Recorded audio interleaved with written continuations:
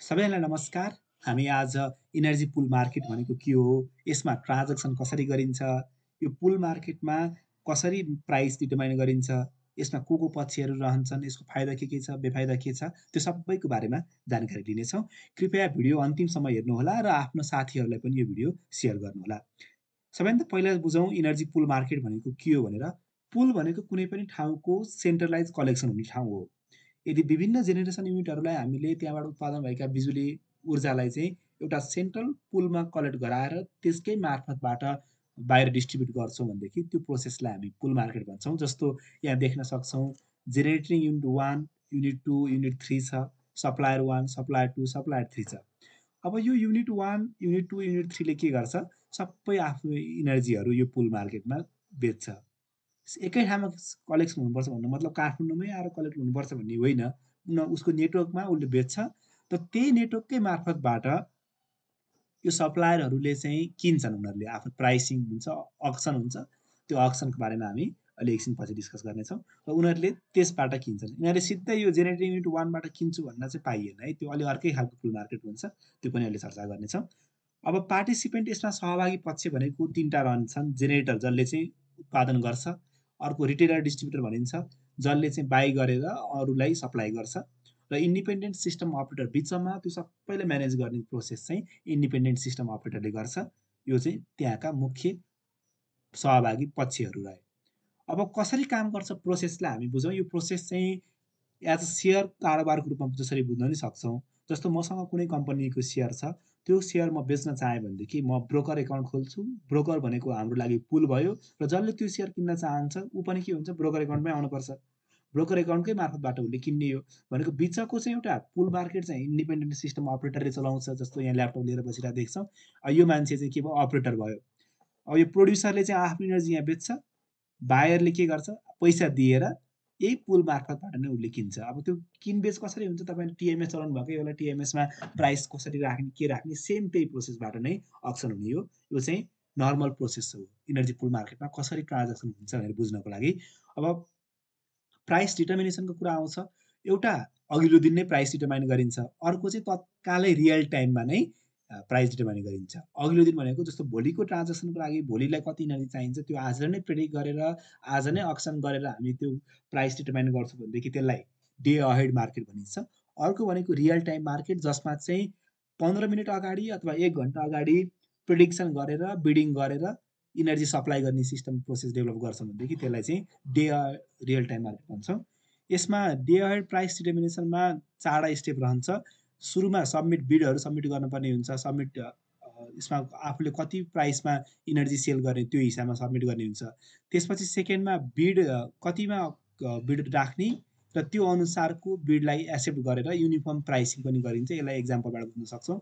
र last step भनेको कसको प्राइस कति हो त्यो सेटल गराएर र कुनले कति टाइममा जेनेरेसन गर्ने त्यो फिक्स गराएर जान्छौँ। जस्तो एउटा इक्जाम्पल हेरौँ। यसमा 4वटा पावर प्लान्ट छ। न्युक्लियर पावर प्लान्टको क्यापासिटी यिनीहरूको आफ्नो क्यापासिटी यहाँ दिएको छन्, र यसले कति प्राइसमा चाहिँ दिन सक्छ भन्ने कुरा चाहिँ उसले बिडिङबाट उसले दिन्छ। सुरुमा चाहिँ भोलिको लागि कति डिमान्ड चाहिन्छ त्यो सुरुमा प्रेडिक्ट गरिन्छ, र त्यसपछि त्यो अनुसारमा मेरिट अर्डर बनाइन्छ। जस्तोएको जुनको सस्तो छ त्यही अनुसार मेरिट हुन्छ। अब हामीले चाहिएको इनर्जी अनुसार सबैको सप्लाई गर्दै गर्दाखेरि कोलकोसम्म पुग्छौँ, र कोलको त प्राइस भनेको $50 छ। र यदि यसले 50 पाउँछ भनेदेखि यसलाई नै युनिफर्म प्राइसिङ पनि गराइन्छ, मार्जिनल प्राइसिङ पनि भनिन्छ। र यो $50 चाहिँ सबैको लागि सेम हुने भयो। अब अगाडि थोरै प्राइसमा बिड गरेको छ भने पनि अन्तिम केसमा उसले $50 को हिसाबमा आफ्नो इनर्जी सेल गर्न पाउँछ। जस्तो फाइनल सेटलमेन्ट हेरौँ। फाइनल सेटलमेन्टमा जस्तो यिनीहरूको यहाँ पनि देख्न सक्छौँ, न्युक्लियरले 200 दिन्छ। अब उसको प्राइस कति भयो, $50 भयो। उसले अगाडि थोरै प्राइसमा राखेको थियो, $20 मा राखेको थियो। अब यो चाहिँ युनिफर्म प्राइसिङबाट चाहिँ भएको फाइदा हो।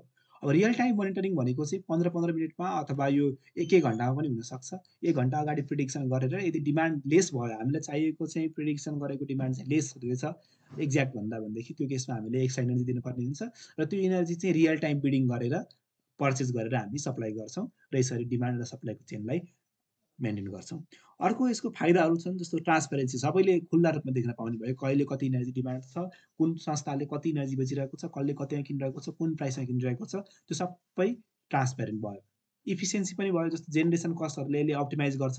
साथसाथै डिमान्ड र सप्लाईको चेन चाहिँ सधैँ मेन्टेन भइरहेको छ भनेदेखि यसले मार्केटलाई स्टेबिलिटी अथवा ग्रिड स्टेबिलिटी पनि यसले दिन्छ। यसको बेफाइदा भनेको के हो भनेदेखि मार्केटको पावर रिस्क जुन छ त्यो चाहिँ एकदम हाई हुन्छ। ठुल्ठुला जति पनि यो जेनेरेटरहरू हुन सक्छन्, उनीहरूले चाहिँ म्यानिपुलेट गरेर प्राइसलाई नै फ्लक्चुएट गरिदिन सक्छन्, आफ्नो हिसाबमा मार्केट चलाउन सक्छन्। त्यो चाहिँ सबसे डेन्जर भयो। अर्को भनेको प्राइस भोलाटाइल छ। विभिन्न इन्टरमिटेन्ट सोर्सहरू हुन्छन्, सोलर, विन्ड, रिन्युएबल इन्टिग्रेट गर्दाखेरि आउने, तिनीहरूको आफ्नो लागत फरक हुन्छ। त्यो फरक लागत भइसकेपछि तिनीहरूले उनीहरूको जेनेरेसन कस्ट फरक हुन्छ, तर यहाँ बिडिङ गर्दाखेरि एउटै कस्टमा पर्न सक्छ। त्यसले गर्दाखेरि चाहिँ प्राइस भोलाटाइल चाहिँ एकदम अति नै यसको च्यालेन्जेस हो। अब टाइप्स अफ इनर्जी पुलमा जाँदाखेरि एउटा म्यान्डेटरी छ, अर्को भोलुन्टरी छ। म्यान्डेटरी पुल भनेको चाहिँ सबैले जति पनि छन्, इलेक्ट्रिसिटी छन्, युटिलिटीहरू छन्, सबैले के गर्नु पर्यो, त्यही पुलकै मार्फतबाट ट्रेड गर्नु पर्यो।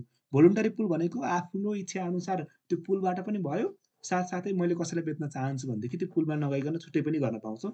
जस्तो युरोपमा नर्ड पुल भन्ने छ, त्यो चाहिँ भोलुन्टरी पुलको मार्फतबाट हुन्छ। पुल मार्केट र बायोलेटरल मार्केटमा नझुक्यौँ। पुल मार्केट भनेको प्राइसहरू अक्सनबाट सेट हुन्छ। बायोलेटरल भनेको बायर र सेलर बीच सहमति गरेर कति प्राइसमा किन्ने भन्ने कुरा चाहिँ बायोलेटरल कन्ट्र्याक्ट हो। जस्तो पिपिएहरू चाहिँ हाम्रो बायोलेटरल कन्ट्र्याक्टमै कै रूपमा पनि लिन सक्यो यसलाई। अब एउटा इक्जाम्पल हेर्न सक्छौँ हामीले, कुनै एउटा मार्केट को मैले यहाँ एउटा फोटो राखेको छु। यसमा चाहिँ कति मार्केटको लोड छ, कति फोरकास्टेड छ र कुन प्राइसमा गर्ने, त्यसमध्ये पनि कुन सेक्टरले कति कन्ट्रिब्युट गरिरहेको छ। एउटा एज स्टक मार्केट जस्तो चाहिँ यो इनर्जी मार्केटको रूपमा पनि देख्न सक्छौँ। भोलिको लागि कति चाहिन्छ त्यो पनि आज नै फोरकास्ट हो। आजको अनुसार आजको कति डेटा छ त्यो अनुसार भोलि कति चाहिन सक्छ त्यो नि फोरकास्ट गरेर उसले बनाउँछ।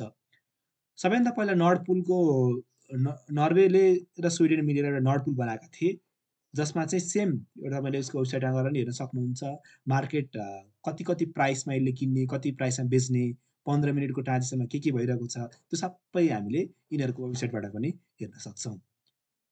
नर्ड पुल सबसे पहिला मैले अहिले पनि भनिसकेँ, सबैभन्दा पहिला नर्वे र स्विडेनले 1996 मा यो बनाएको हो। पछि फिनल्यान्ड र डेनमार्कले जोइन गरे र जर्मनी, युके, बाल्टिकहरूले यसमा भोलुन्टरी पुलको रूपमा पनि यसमा नर्ड पुलमा जोइन गरेका छन्।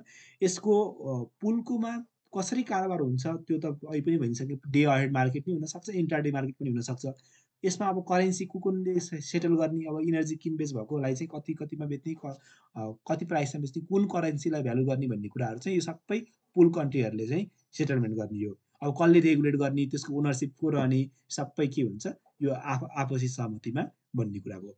युरोपियन पावर एक्सचेन्ज बन्यो त्यसपछि, जुन नर्वे कन्ट्रीहरूकै एक्सपेन्सबाट फ्रान्स र जर्मनीले बनायो, र फ्रान्स र जर्मनीले बनाएको युरोपियन पावर एक्सचेन्जबाट सेम अगाडिको जस्तै नै त्यही थियो। यसमा के भयो, उनीहरूले आफ्नो इनर्जी पुल मार्केटमा दिने र त्यहीबाट अरूले पनि किन्ने हिसाबमा बनाए। यसको पनि अब ओनरसिप, प्रोडक्ट, करेन्सी भनेको सेम, अब आपसी सहमतिमा हुने कुरा हो। स्विजरल्यान्ड र अस्ट्रियाले पनि युरोपियन पावर एक्सचेन्जलाई पछि जोइन गरेका हुन्। अफ्रिकाको आफ्नै पुल मार्केट छ, जस्तो Zambia, Zimbabwe, south Africa, Tanzania लगायत देशहरूले 1994 मा एउटा एमओयू साइन गरे र पछि 2001 बाट चाहिँ उनीहरूले सर्ट टर्म मार्केटको रूपमा यिनीहरूले काम गर्न थाले र कम्पिटिटिभ मार्केट चाहिँ 2009 मा यिनीहरूले लन्च गरेको हुन्। बाँकी रहेको जस्तो प्रोडक्ट, सेटलमेन्ट करेन्सी, गभर्नेन्स के भन्ने कुरा चाहिँ आपसी सहमतिमा कुन पैसाले लिने, कसले कन्ट्रोल गर्ने, बोर्ड अफ डिरेक्टर कसरी बनाउने भन्ने कुरा चाहिँ उनीहरूको आपसी सहमतिले हुने कुरा भयो। नेपालकै केसमा पनि जस्तो 2014 मा पावर ट्रेड एग्रिमेन्ट साइन गरियो नेपाल र इन्डिया बीच। इन्डिया र भुटान बीच अलरेडी त्यो पावर ट्रेड एग्रिमेन्ट छँदैछ। भुटानमा त इन्डियाले बुट मोडलमा धेरै हाइड्रो पावरहरू पनि बनाएका छन्, जसबाट उसले बिल्ड गर्छ, build, own, operate and transfer, त्यो मोडल अन्तर्गत उसले बनाएको हुन्छ। अब साउथ एसियन कन्ट्रीको सार्क ऊर्जा केन्द्र पनि छ, साथसाथै बिमस्टेकको पनि ऊर्जा सम्बन्धी छुट्टै निकाय छ। भविष्यमा चाहिँ सार्क, बिमस्टेक यो क्षेत्रमा रहेका साउथ एसियन कन्ट्रीहरूको चाहिँ एउटा छुट्टै एउटा पुल मार्केट बन्न सक्छ। त्यसका लागि चाहिँ गाइडलाइन चाहिँ एज अ मेजर कन्ट्रीहरूले इनिसिएटिभ लिनुपर्छ। अब इनिसिएटिभ मात्र लिएर भएन, त्यसका लागि हाम्रो पूर्वाधार पनि त्यही हिसाबमा विकास भएको हुनुपर्छ। जस्तो स्काडा सिस्टम भन्छौँ हामी, supervisory control and data acquisition system. त्यो सिस्टम कतिको सबै ठाउँमा इम्प्लिमेन्ट भएको छ। सँगसँगै डिस्प्याच सेन्टर चाहिँ एकदम रियल टाइम मोनिटरिङ गर्ने खालको डिस्प्याच सिस्टम हुनु पर्यो। हाम्रा क्रस बोर्डर ट्रेड अलरेडी छन्, जस्तो नेपाल र बङ्गलादेश बिचको विद्युत निर्यात सम्बन्धी सम्झौता भइसकेको छ। नेपाल र भारत बिचको त धेरै सम्झौताहरू छन्, भुटान र भारतको छ। र यदि चारवटा कन्ट्रीलाई मिलाएर पुल बनाउन सक्यौँ भनेदेखि चाहिँ साउथ एसियाको अझ यो चारवटा देशको चाहिँ ऊर्जा समस्यालाई चाहिँ किनबेच सबै समस्याहरूलाई चाहिँ हामीले समाधान गर्न सक्छौँ। यो जानकारी कस्तो लाग्यो कृपया कमेन्ट गर्न नभुल्नुहोला। साथसाथै यो भिडियो अरूलाई पनि सेयर गरिदिनुहोस्। हस्, धन्यवाद।